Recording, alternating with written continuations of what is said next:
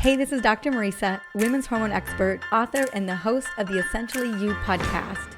And today, I want to know, are you the kind of person who perks up with a little boost of energy after lunch and then goes and gets things done? Or the kind of person who slumps back into their chair only to wake up a half hour later wondering what the heck just happened? Or maybe you fall somewhere in between the two. You're not quite perked up, not quite passed out in the chair, just sorta meh. Kind of like a zombie staring at a computer screen. Well, here's some real talk. It's totally normal for your energy levels to rise and fall slightly during the day. But if your meals, like lunch, aren't perking you up even just a little bit, it's definitely time to look at what's stealing all of your energy. Now, in today's podcast shortie, I'm going to share the top 5 worst foods that are causing your fatigue and why. Now, there's a variety of factors that can affect the natural ebb and flow of your energy levels. These include how much sleep you're getting, where your stress levels are at, how much physical activity you're getting, and especially what kind of foods you are putting into your body.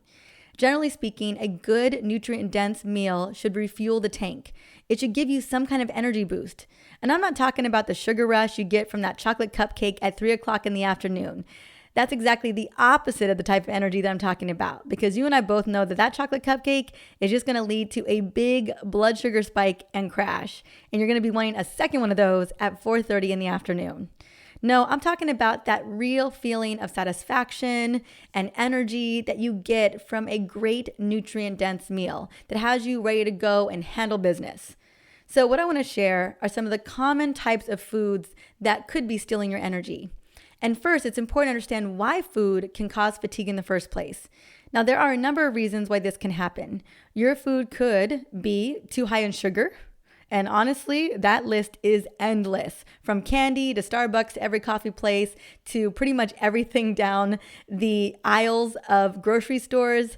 Lots of things have sugar added to them that could be affecting your energy levels. Next is too high in carbohydrates, especially processed starchy carbs. Think bread, bagels, muffins, chips, tortilla chips, even crackers. All these things are processed and could make you super sleepy. Next, foods that are prepared with too much fat, particularly unhealthy oils like canola oil or vegetable oil. I want you to think fast food and especially think French fries. Then there are foods that are too low in calories, too low in nutrients, and are missing key proteins, enzymes, fats, and fiber that really make it easier for your body to digest that food and preserve your energy. Now, when you consider all of the above factors, you can start to see that certain foods are either putting you on a blood sugar roller coaster, or they're simply not getting the job done by being too processed or just not having a nutrient density. I think one of the worst things you can do in terms of energy levels is eat a food that literally is deficient of any real nutrient, right? Again, think potato chips. They're just not going to do it for you. Yes, you could eat the whole bag, but man, you're going to feel pretty much the same at the end of that, or maybe even a bit more sluggish. So now that you know why certain foods can make you feel tired, here are the worst foods that drain your energy and can drive constant fatigue if you're consuming them consistently. So these are in no particular order. Number 1 is white bread, pasta, packaged white rice, aka processed grains, right? And this list can go longer than that. Grains are rich in carbohydrates, but they provide your body very little high nutrient density, right? Processed grains, such as those found in white bread, pasta, rice, may actually cause more harm than good when it comes to your energy levels. And that's partly because the fiber-containing outer layer of the grain, known as the bran, is removed during the processing. Because of this, processed grains contain lower levels of fiber and tend to be digested and absorbed super fast, right? And they hit the bloodstream and often can create dysregulated blood sugar levels. For this reason, a meal or snack rich in processed grains generally creates, a lot of low energy, sleepiness, sluggishness, and you'll find that it's hard to get through the day. So processed grains have another important element, and that particular element is the germ. The germ contains many important nutrients like B vitamins that can also play a role in maintaining your energy levels. And again, all of that's removed due to the processing. So it's just something to consider when you are making choices around your carbs. Choosing carbs that are really nutrient dense are definitely going to make a bigger difference.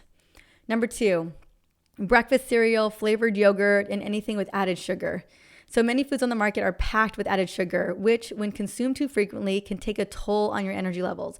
For instance, many people consider breakfast cereals an important part of a healthy and energized breakfast routine. I was actually talking to a wonderful young woman a couple days ago at an event, and she has polycystic ovarian syndrome with insulin resistance and wanted to know if sugar in cereal, she wanted to know if cereal was okay to eat. And I was telling her, it is highly processed. It has a lot of sugar in it. And often when we're struggling with insulin resistance, it could cause more blood sugar deregulation because packaged cereal is so processed, guaranteed not only is it messing with your blood sugar, but it is hijacking your energy.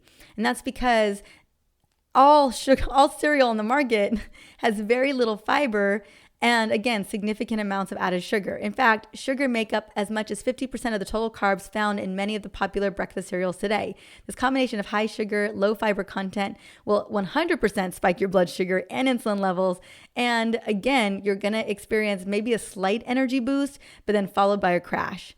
Now, some research also suggests that eating foods high in added sugars may increase the likelihood that you'll crave other sugary foods, potentially creating an energy depleting cycle.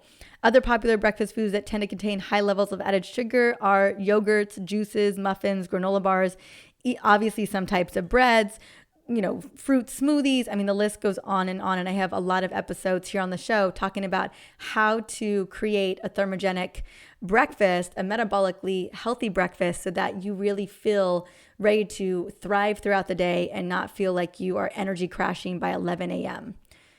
Number 3, sugary beverages like your morning frappuccino or your afternoon super juice. Much of the same reason as breakfast cereal, the hidden added sugars in your Starbucks coffee, your flavored water drink, even some health juices are having way too much sugar in them. And what you're going to do is you're going to feel again like you are on a blood sugar roller coaster. And before you know it, you're back at the starting gate wondering why the energy ride was so short and how quickly you can get onto another one. One of the things I really want to point out is juices.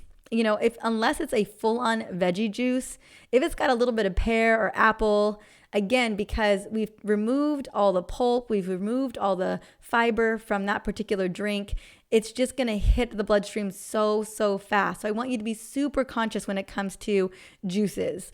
Even a vegetable fruit juice medley, look at the amount of sugar. Oftentimes I've looked at so many juice detoxes and cleanses, and I'll look at the juice, the sugar content on side of the juice, and it's 30 grams. And I'm like, this is not going to get the job done. I don't want to burden my liver with that much fructose if I'm trying to do a liver detox. So it's just something to think about. I know, everyone's all about juice cleanses and drinking juices, but if there's a gang of sugar in them, which I promise you, if there's any fruit of any kind besides lemons and limes, it's going to hike up your blood sugar. It's going to do that every single time. And when I was wearing a continuous glucose monitor, I bought 2 of my absolute favorite juices, which were 95% vegetable. Again, a little bit of apple, a little bit of lemon. I forget what the other one was, but sure enough, 25 plus grams of sugar, and my blood sugar went out just through the roof. So again, something to be thinking about. Often foods that even feel like they're packaged as healthy, man, you look at the carbohydrate percentage or you look at the sugar percentage on those, and it gets to be really obvious that that's going to spike your blood sugar. Number 4, highly processed foods such as frozen pizzas, packaged cookies, and fast food. I know, and I probably don't need to elaborate too much here. Not only are these types of foods typically loaded with sugar, they are completely empty of nutrients. You've probably heard the term empty calories. This is the very definition of it. The problem is you are almost certainly spiking your blood sugar when you eat these foods, and you're also flooding your bloodstream with a host of other super unhealthy ingredients like low quality fats, trans fats, natural flavors, chemicals, funky dairy products, I don't know what's in those, and toxins that are going to totally zap you long-term and short-term in terms of your energy levels. So just something to be looking out for. We don't buy any of this stuff anymore because it just adds up, right? And I will say, when it does come to, frozen items or packaged items, that there are definitely better quality foods out there. So if you're going to have your snacks, you're going to have your packaged desserts, just upgrade them, majorly upgrade them. Upgrade your chocolate, upgrade your cookies, upgrade your candy. upgrade your frozen whatevers, your frozen ice creams. There are definitely better choices out there with better ingredients at the very least. So definitely do so. Number 5, alcohol. All of it, all of the alcohol. There's no alcohol that doesn't get to be on this list. Just like all sugar is created equal, alcohol is no different. In fact, it is sugar. It's sugar alcohols. But not only does it spike your blood sugar and send you roaring down the blood sugar roller coaster, margaritas, right? It also messes with your liver and it messes with your brain, and it's extremely pro-inflammatory. I'll tell you what, hangovers are not an accident. It's your body doing everything it can to save itself from last night's 3 glasses of champagne or red wine or whatever that was. Naturally, it's going to zap your energy and you're going to feel like crap for, let's be honest, 1 to 3 days. And the older we get, the longer it takes. So next time you have something important to do, like, every single day, ask yourself, do I want a spinach and salmon brain, or do I want a pizza, ice cream, and margarita brain? Right? I'll tell you what, the next day, you're going to be wanting the spinach and salmon brain. There's a time and place to indulge, absolutely. That's not the message. I want you to feel like you have that opportunity to indulge. But like I said, upgrade the desserts, upgrade the snacks. Let's be smart about it, right? That's what I'm talking about.